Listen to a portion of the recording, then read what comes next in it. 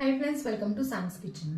Friends, आज आपण ना एक उसळीचा प्रकार करणार आहोत. अगदी झटपट होणारा आहे आणि महत्त्वाचं म्हणजे थोडासा डिफरंट आहे बरं का.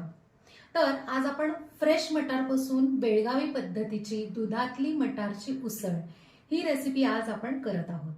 फ्रेंड्स, तुम्ही जर आहे ना मटारची उसळ आहे ना नेहमी त्याच पद्धतीने करत असाल तर नक्कीच हा व्हिडिओ बघा.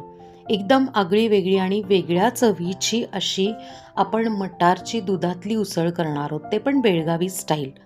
तर इथे मी काय केलं आहे की 1 बाऊल मटारचे दाणे घेतलेत, फ्रेश असे सोलून घेतलेले आहेत. आत्ता थंडी आहे त्यामुळे इझिली मटार प्रत्येकाकडे असतोच.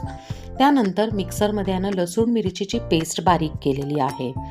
आता आपण आहे ना मटारची उसळ करायला घेऊयात. एका कढईमध्ये तेल गरम करून घेतलं, त्यातनं मोहरी, कढीपत्ता, त्यानंतर आपण जी पेस्ट केली होती लसूण मिरचीची ती त्यात टाकायची. त्यानंतर हळद हिंग टाकून मस्तपैकी परतून घ्यायची, म्हणजे कच्चेपणा सगळा निघून जातो. त्यात हा मटार टाकायचा आहे. तर हा मटार कच्चा आहे, आपण काही वाफवलेला नाही आहे.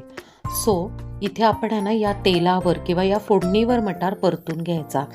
ही जी स्टेप आहे ती खूप महत्त्वाची आहे. ह्याने काय होतं माहिती आहे का, की शेवटपर्यंत आपली मटार उसळ मस्त हिरवीगार राहते किंवा मटार छान फ्रेश ग्रीन राहतात. त्यानंतर थोडंसं पाणी टाकून एक 3-4 मिनटं शिजवून घ्यायची. त्यानंतर चवीप्रमाणे मीठ, साखर, घरगुती मसाला, म्हणजेच आता इथे तुमच्याकडे जो घरी केलेला मसाला असेल तो टाकायचा. माझ्याकडे गोडा मसाला होता तो मी टाकला.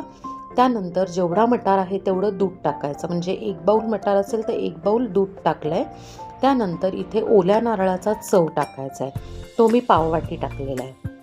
ह्याची चव खूप भन्नाट लागते बरं का.